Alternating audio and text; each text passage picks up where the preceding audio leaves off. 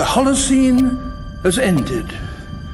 What we do now and in the next few years will profoundly affect the next few thousand years. The only conditions modern humans have ever known so far are changing, and changing fast. Nothing stays the same on this planet. Everything changes. The Earth is going into one of these jumps, and you don't know what is going to be on the other side of those jumps. The Earth is always jumping.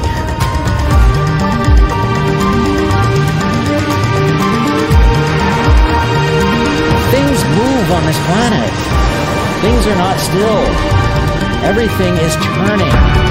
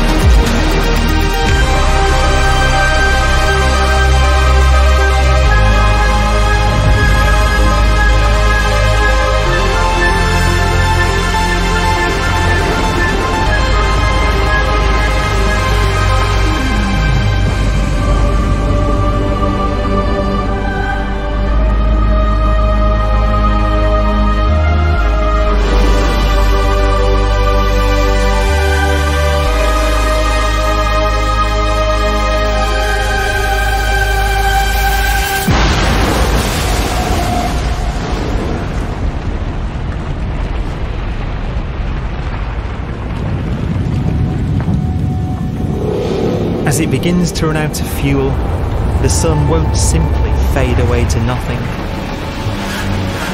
Its core will collapse, and the extra heat this generates will cause its outer layers to expand.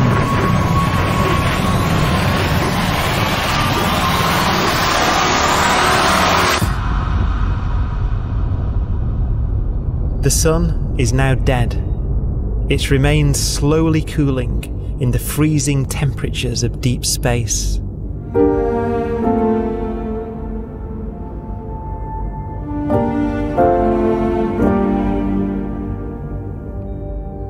The fate of the sun is the same as for all stars. One day they must all eventually die, and the cosmos will be plunged into eternal night.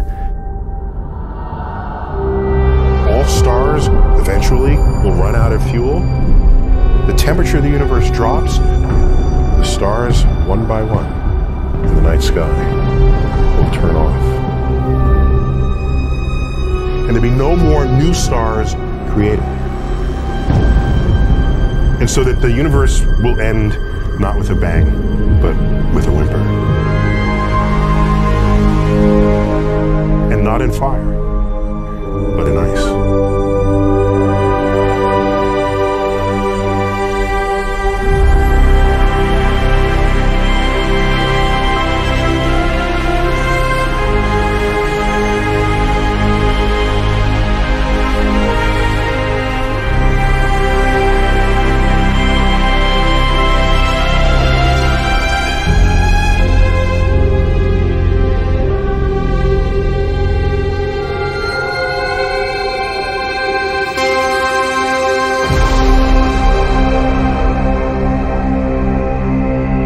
With no fuel left to burn, a white dwarf's faint glow comes from the last residual heat from its extinguished furnace.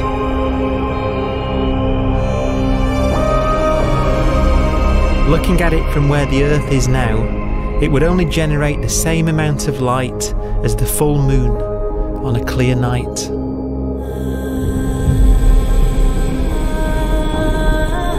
The faint glow of white dwarfs will provide the only illumination in a dark and empty void littered with dead stars and black holes.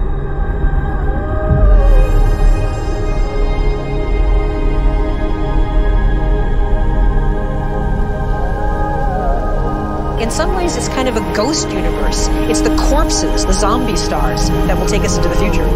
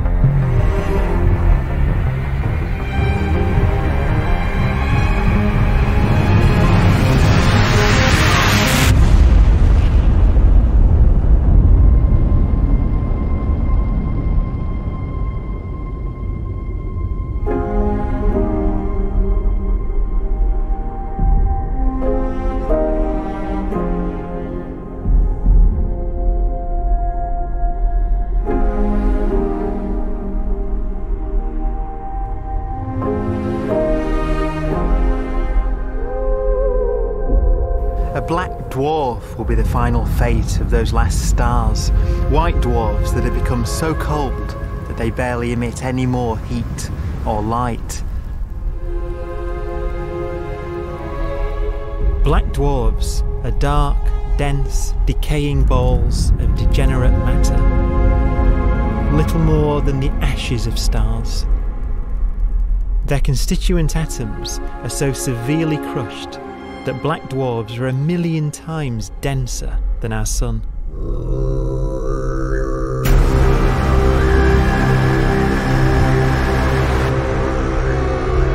Stars take so long to reach this point, we believe there are currently no black dwarfs in the universe.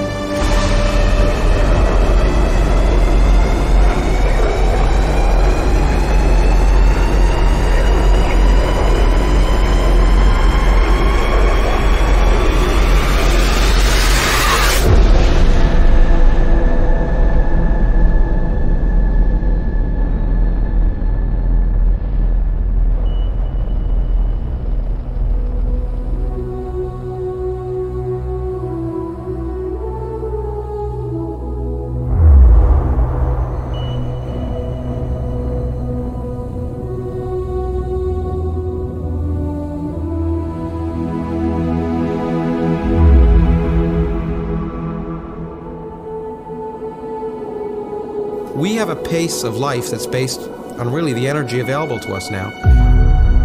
You could imagine living conscious systems which have a very different pace and therefore can extend out at least a lot farther than you'd imagine otherwise. You could have a living system where if it had a thought every 10 trillion years, that would seem normal.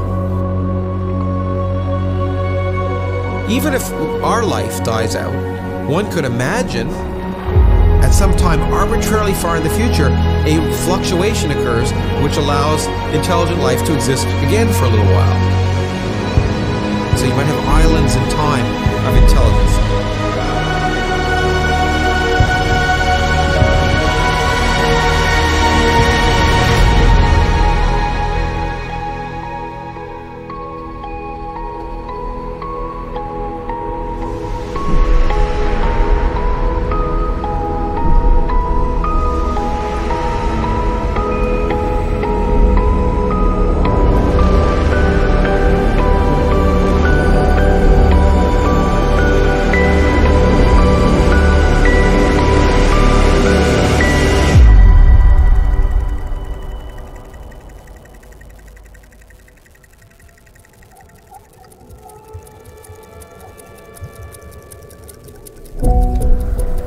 proton, one of the fundamental building blocks of atomic matter, of what makes us up, can just spontaneously fall apart.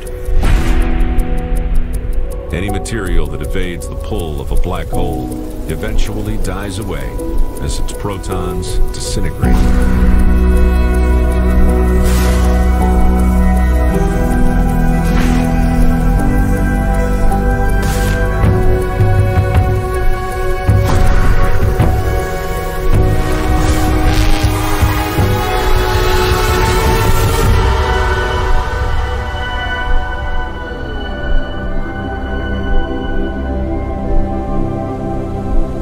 The matter inside black dwarfs, the last matter in the universe, will eventually evaporate away and be carried off into the void as radiation, leaving absolutely nothing behind.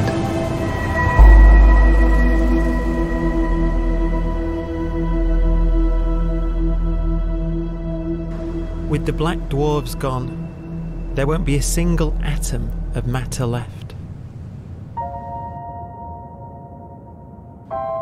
All that will remain of our once rich cosmos will be particles of light and black holes.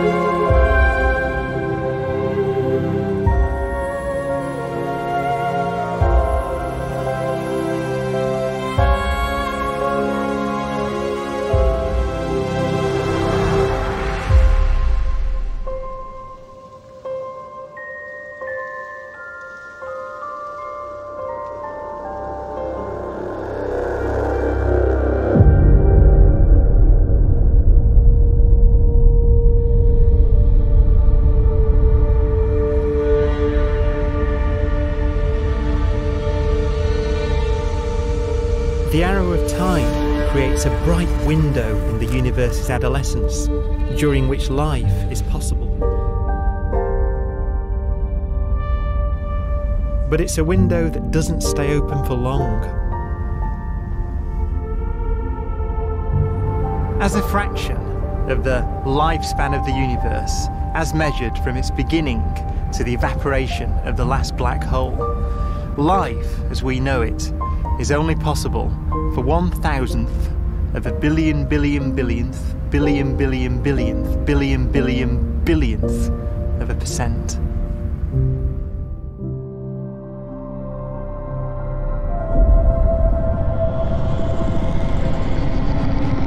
Black holes become the fundamental building block of the universe. A galaxy will basically be a supermassive black hole in a center with smaller black holes orbiting it. Zombie galaxies filled with black holes continue to evolve. They'll eat each other and they'll get bigger, and maybe they'll fall into the supermassive black hole and it'll get bigger. The universe will still be an exciting, dynamic place. It's just that the timescales you're talking about are now trillions of years instead of thousands or millions of years.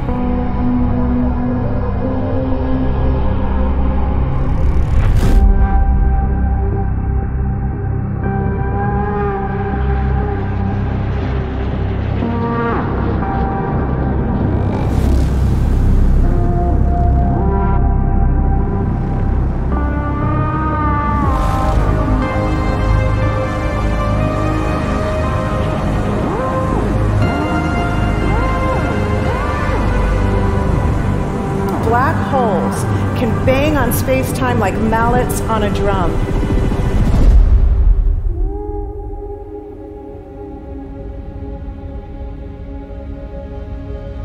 And they have a very characteristic song.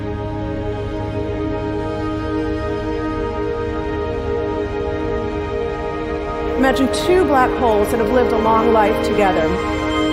At the end of their lives, they're going around each other, crossing thousands of kilometers in a fraction of a second. As they do so, they leave behind in their wake a ringing of space, an actual wave on space-time.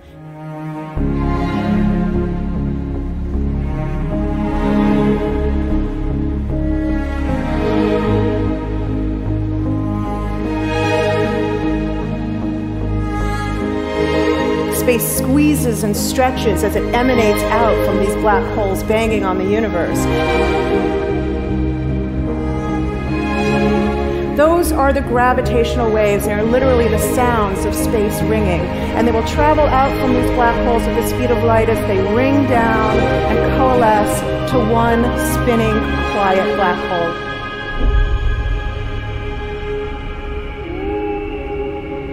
If you were standing near enough, your ear would resonate with the squeezing and stretching of space. You would literally hear the sound.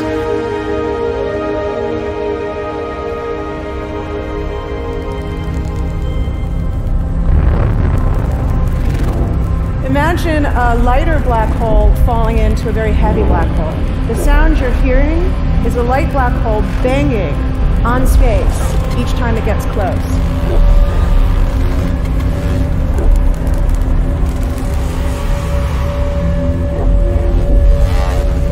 As it falls in, it gets faster and it gets louder.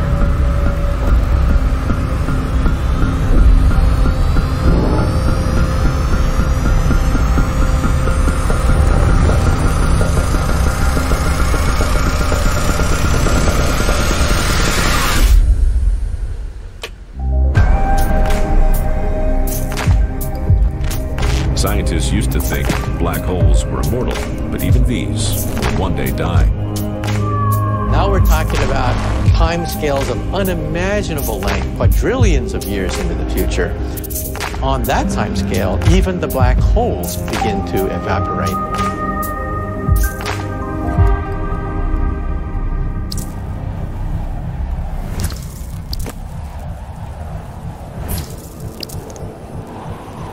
According to quantum mechanics, space is filled with virtual particles, antiparticles, that are constantly materializing in pairs, separating, coming together again, and annihilating each other.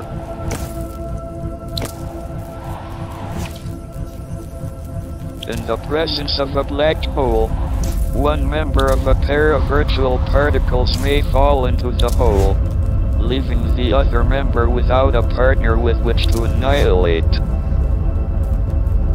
The forsaken particle appears to be radiation emitted by the black hole.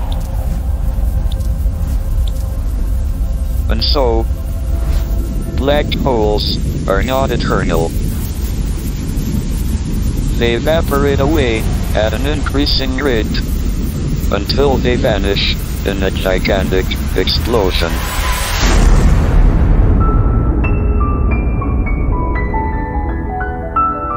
Quantum mechanics has allowed particles and radiation to escape from the ultimate prison, a black hole.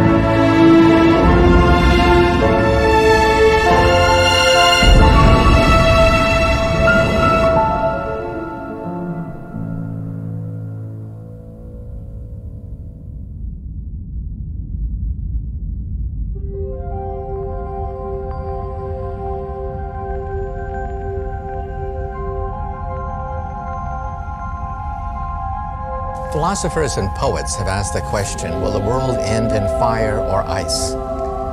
We can now give an answer. The latest evidence shows that the universe is not slowing down, but it's speeding up out of control. And the universe, we think, will die in ice. Trillions upon trillions of years from now.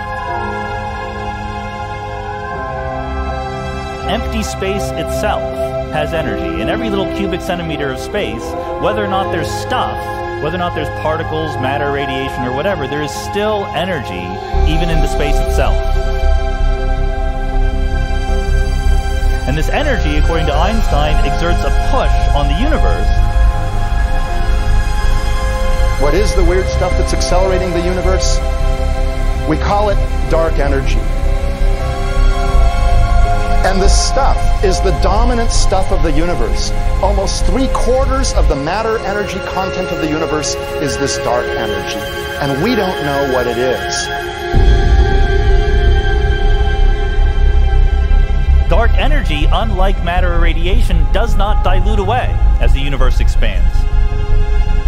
This has crucial implications for what the universe is going to do in the future. So what will be the future of the universe? Well, if the dark energy remains dominant and repulsive, the universe will expand forever.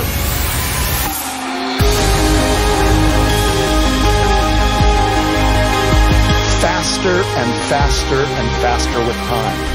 A runaway universe.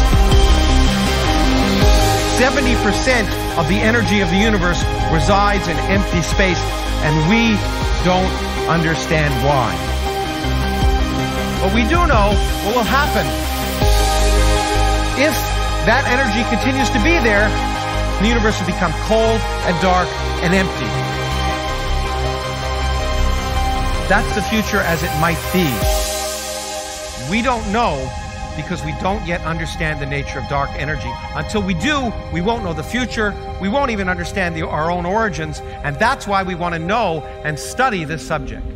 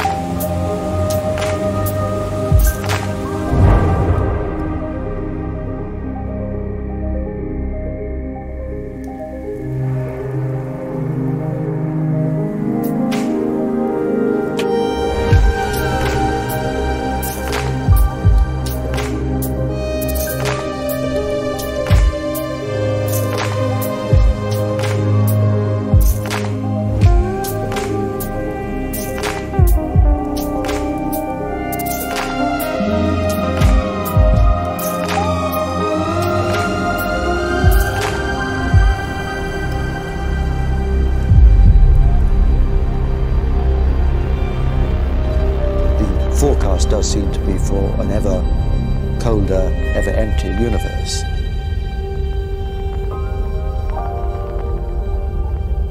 But then, of course, we have to ask, could that end lead to a new beginning? And there are ideas whereby what actually is the end of our universe could in some sense be linked to the beginning of a new one.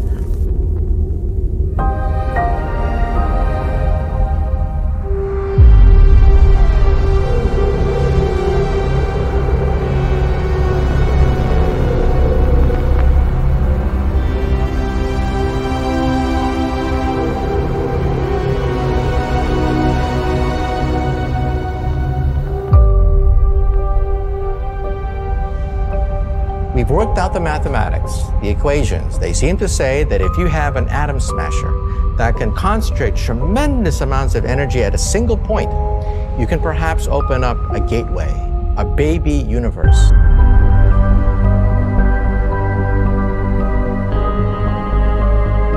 Facing the death of everything there is, this perhaps is their only possibility of escape. And this also raises a very intriguing possibility, sheer speculation of course, that perhaps any universe that has intelligent life in it will create baby universes, will create lifeboats, and proliferate child universes. So an evolution may take among universes in the multiverse. Survival of the fittest may take place. So those universes which do not have intelligent life are infertile. They have no children.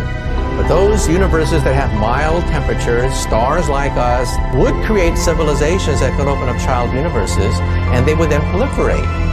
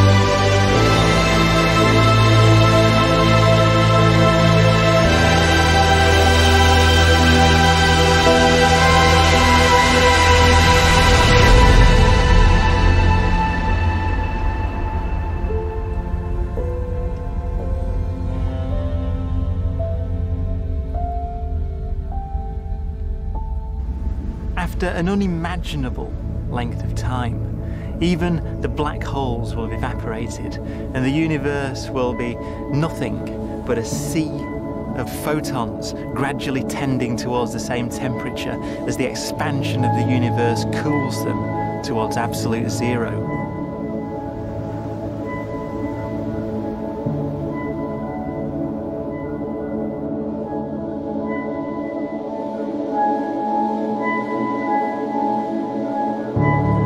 Once the very last remnants of the very last stars have finally decayed away to nothing, and everything reaches the same temperature, the story of the universe finally comes to an end. For the first time in its life, the universe will be permanent and unchanging. Entropy finally stops increasing because the cosmos cannot get any more disordered. Nothing happens, and it keeps not happening forever.